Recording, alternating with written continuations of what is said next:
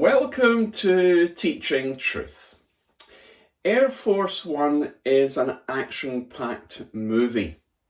Aboard the presidential plane, the most heavily guarded aircraft in the world, President Marshall, played by Harrison Ford, is returning home with his wife and his daughter and a plane load of government officials. But shortly after taking off, the plane is hijacked by communist radicals. The president finds himself in the hold of the plane and, using his mobile phone, communicates with the Situation Room in the White House.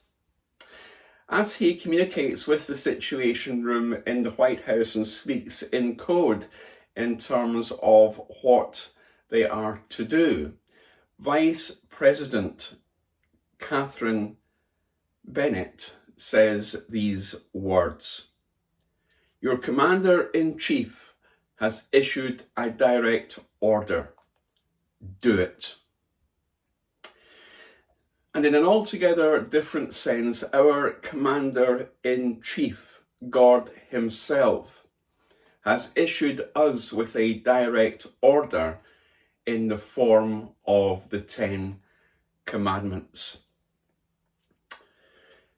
As we journey with Moses from the cradle to the grave, we come with Moses to Mount Sinai in our reflections this week under the theme of Moses and the book.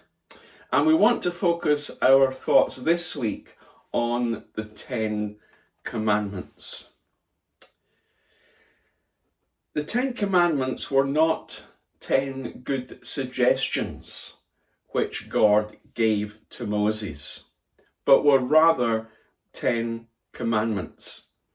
And the premise of a commandment is that a commandment should be obeyed, particularly when God, our Commander-in-Chief, and the Commander-in-Chief of Moses and the Israelites, was the one giving it.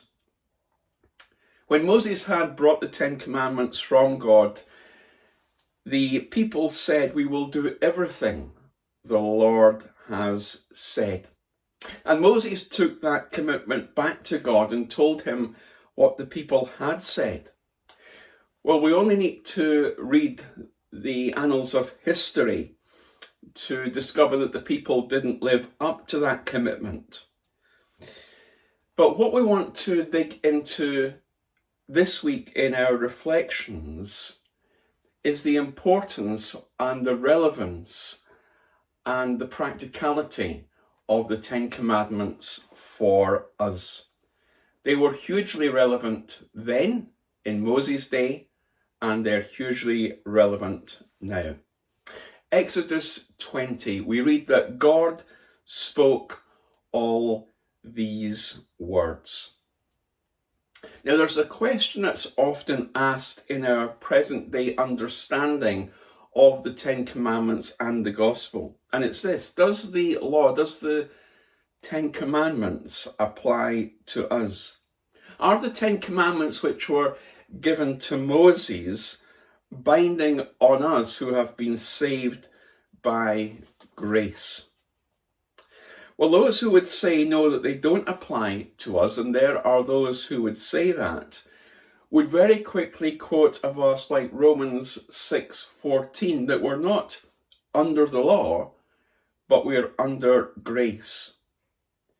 But they forget the first part of that verse, which says that sin shall not be your master. And although we're not under the law, we're not above the law either. In other words, grace through Jesus Christ has been brought into our lives to cancel out the consequences of breaking the law. But it doesn't take away the law in and of itself.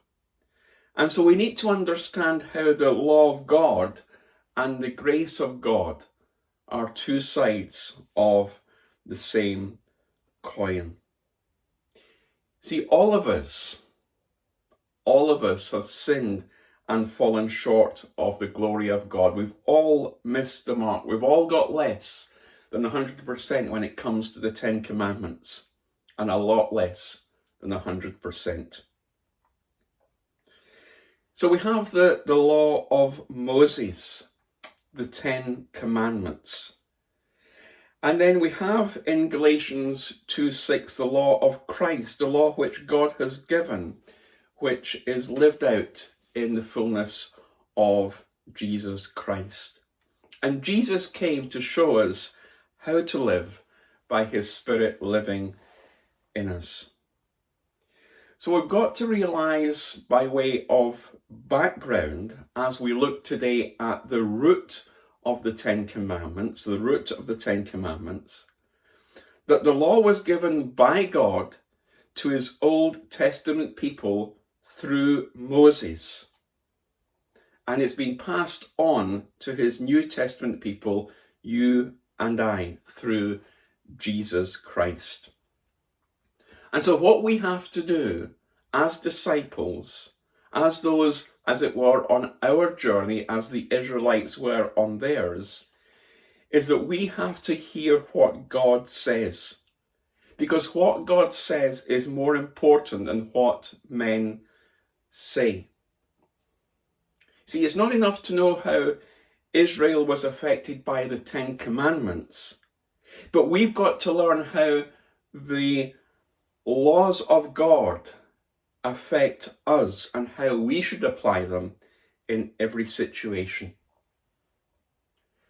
Now, when we come to look at the Ten Commandments as they were given to Moses, we're not talking about rules and we're not talking about regulations, but what we are talking about are those principles of morality and spirituality that God has set in motion for his people to follow.